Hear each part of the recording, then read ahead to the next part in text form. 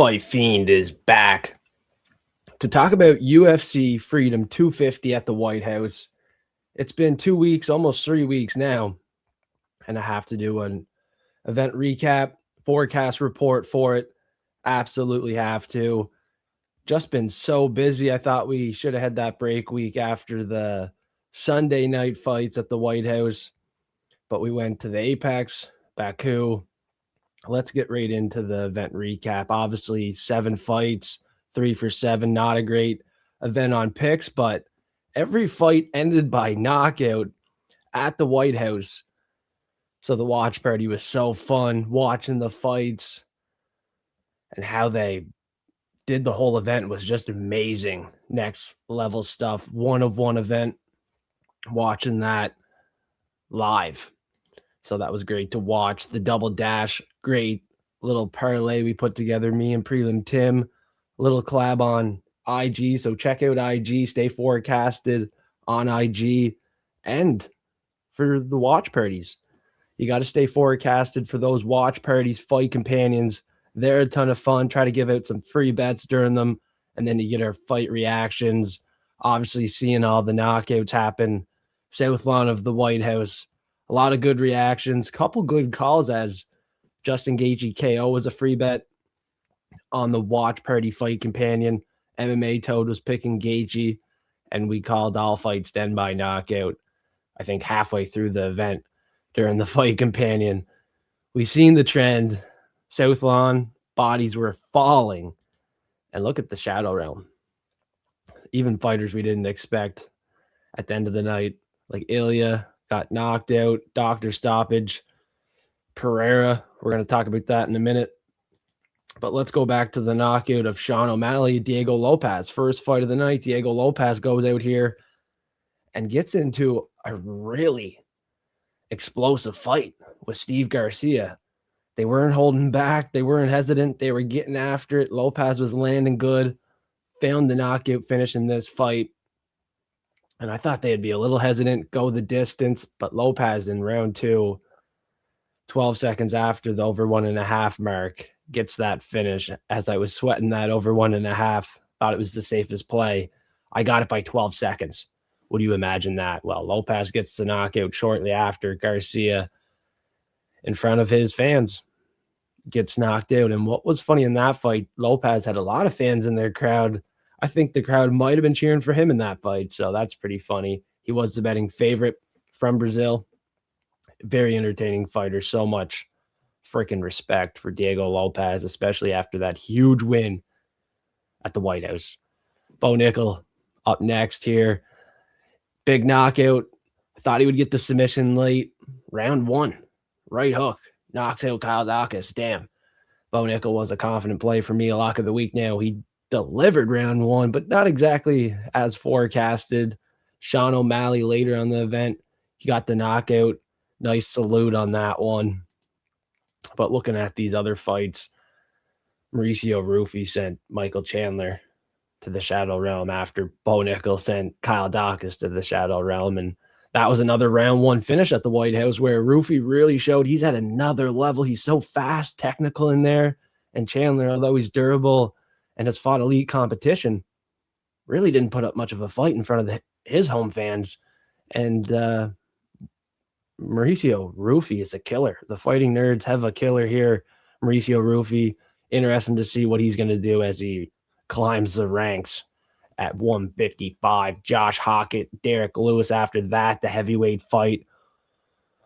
Holding my breath, hoping Lewis could land that one punch, but we definitely did not see that. He got taken down. He got knocked out in round 2. Not a great fight from him. Obviously, Hockett walked the talk, and he's someone to watch out for at 265. Very interesting fighter. The way he walks it and talks it now, he's going to climb the ranks. So 2 fighters, young prospects we're going to watch out for.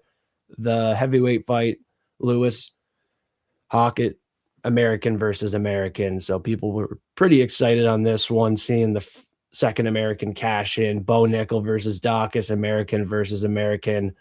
Obviously, an American had to win there, but home soil, O'Malley versus the Canadian, my Canadian, really delivered another round 2 KO. Salute to the crowd. That was a sensational highlight for Suga's show. The salute and almost walk off KO. Zahabi in that picture trying to get up was pretty funny. My Canadian, not a great look. Just needed him for a takedown, plus 200. He doesn't even go for a takedown. Maybe he should have. Don't know why he was striking. The whole fight was Suga Sean. Not the smartest plan. Just strike with Sean the whole fight. Not even go for a takedown. I was shocked and lost my single bet on that one. So cheers, everybody. Cheers to my Canadians that took the L on that fight. Maybe gave the Canadian too much credit, although O'Malley looked every bit of minus 300 in that fight. I know Zahabi was a big betting underdog. Some Canadians might have sprinkled on that, but I certainly didn't, as Sean was a lock of the week for me, and he delivered. But cheers with an energy drink. Hopefully the Canadian can recharge after that one. Zahabi is one of the better Canadian fighters we got. So shout out to him. Good spot at the White House to kind of build up his name. Now he needs to build up his run. He was on a good run. Now he needs to build up his run after that loss at the White House. Now, Alex Poatan Pieta, how does he build back after this loss at heavyweight? Not sure if he's staying at heavyweight, moving down. So definitely some question marks there. And in the main event, is Ilia going to move up a weight class, stay at 155? But we will talk about that here in a second. Like, definitely some question marks.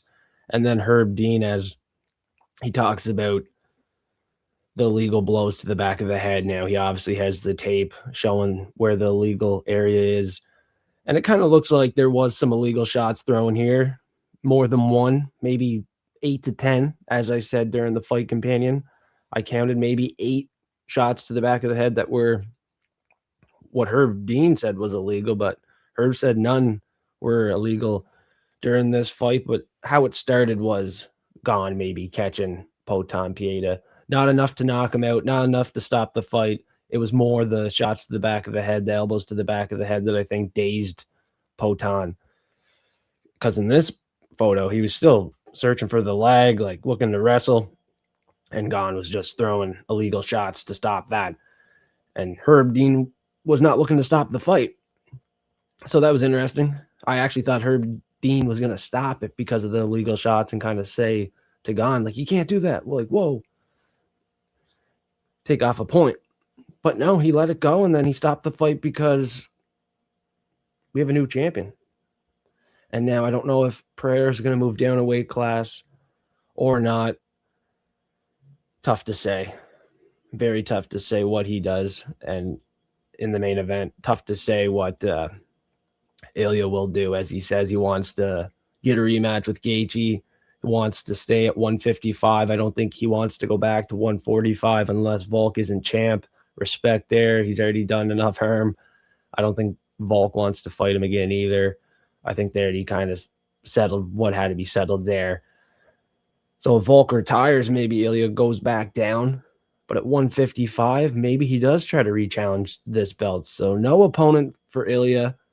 I'm thinking he might try to challenge the champ, whoever's at that status, in, say, 9 months to a year, because I think Ilia needs 9 months to a year to recover from the damage he took from the fight with Gaethje. Corner stoppage, round 4. That's 4 rounds of punishment, maybe 3 rounds of really bad punishment, 2 for sure. And you got to heal properly after that ass whooping, to be honest. The uppercuts, the jabs of Gaethje, some of those kicks, everything has to heal of Ilia. Gaethje might be out for a little bit less, but obviously some damage to the body. All those body shots he took from Ilia, those hurt. He wants to recover probably 5 to 6 months, I would say. If Gaethje's in sooner, it would be interesting. That was a big 4-round fight, big win. He used a lot of gas to get his hand raised. So thankful for the Zodiac forecast in that one, called the free bet during the fight companion. I want to do a whole Gaethje X Gematria video, so stay forecasted on the show. That might be one of the next ones I do here tomorrow. The highlight by knockout, plus 650. What a hit. You can see the bets there I had. Made some good money there. I mean, it was a Zodiac pick. I had Derek Lewis, and I didn't bet him as heavy. I had 2 units on Derek Lewis, a unit and a half. And then after he didn't win, kind of doubled down on Gaethje there. And then MMA Toad, like I said, he was picking Gaethje during the fight companion, so credit to him on the call. Also, the reason why I doubled down on Gaethje during the fight companion, definitely a reaction from me. That wasn't too happy seeing Pereira get knocked out, 1 lock, wrong out of 3 on this event. Pereira would have paid out a couple tickets that were pretty nice, but not going to sit here and complain, just kind of call the fight, tell you what happened. Not going to cry about bets, It is what it is. We move on, and we manage the bankroll wisely when betting, if betting. Betting's not for everyone, so some people just like the entertainment aspect of the show and just listen to opinions, predict fights. So we're going to try to do some stuff that doesn't involve money here on the show. We got the fantasy draft. Fight Fiends can enter that in the future. The worst score gets replaced every event. So if you want to enter, be the next man up, join Discord. It's free, and you could enter the next fantasy draft now. Ilia Topuria going back to this, his next opponent. Maybe it's Gaethje. I don't think he moves down a weight class. I'll say it there. I'll say it here now. I don't think he moves down a weight class. I'd say he gets the rematch with Gaethje if Gaethje's still holding the belt, because Gaethje could go on to fight someone else here, depending on how long Ilia's out. I think Ilia could be out for a year, and Gaethje's going to defend before that. So we will see what happens at this division. Stay forecasted. F3 will be here to talk about any updates. Might do a live stream or a video with upcoming fight announcements. If Gaethje, Ilia, Pereira, Gane get announced, even Sugar Sean, obviously some fighters at the White House that I want to see fight again, and some of them will be fighting soon. Like all these round 1 knockouts, round 2 knockouts. Like I said, every fight ended by knockout. Gane's ready to get back in there quick. O'Malley, Hockett, Rufy, Nickel, Lopez, these boys are all ready to get back in there pretty quick. Only out for a month or 2. Some of them have to wait maximum 20 days, 30 days before they can take a fight. Some even sooner, some only a week. So these boys will be back very soon. That one on the White House. What a great event. One of one event. Glad to have MMA Toad on the show to make it that one of one experience. Some of those reactions were one of one. So stay forecasted for those fight companions. Also the fantasy draft. We talked about that. You can enter for free. It's just next man up. In the future, first place might get a little prize, something like that. But for now, it's just bragging rights. It's no money included, no money to enter. It's just a community member. Capper enters in, next man up.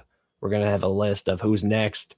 We only have 2 or 3 people up next. So let's go. Big numbered event coming up. UFC 329, McGregor's return. A lot of content coming with Conor McGregor. Conor McGregor's coming back. A lot of people didn't even expect that. So there is so much content with Conor McGregor coming out here soon on the channel.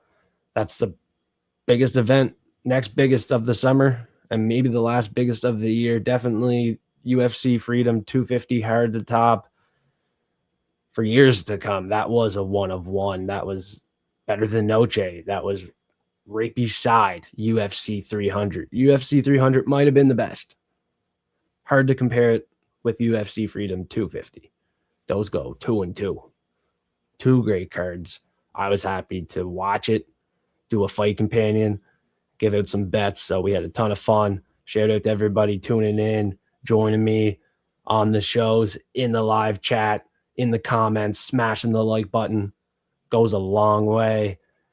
So much interesting stuff to come with Ilia, Pereira, and all these fighters that won by knockout.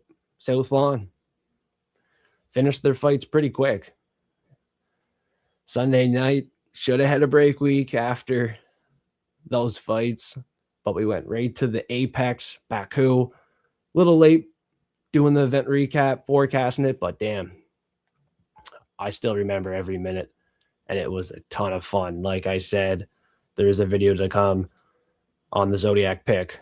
Gaethje, the highlight. Don't want to go in depth with the whole decode on the left-hand side there. Obviously won a nice bet on Gaethje KO. Only played him by KO. Had some good info. So check out more videos on the show. Thanks everybody tuning in here. Love y'all. Peace, love, respect.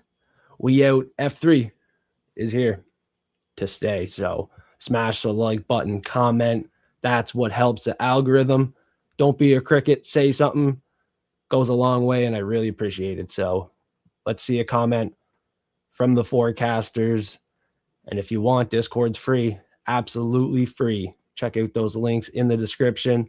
And I posted the link for Discord on my IG story. So check out IG. A lot of the links on my story plug in to the cord.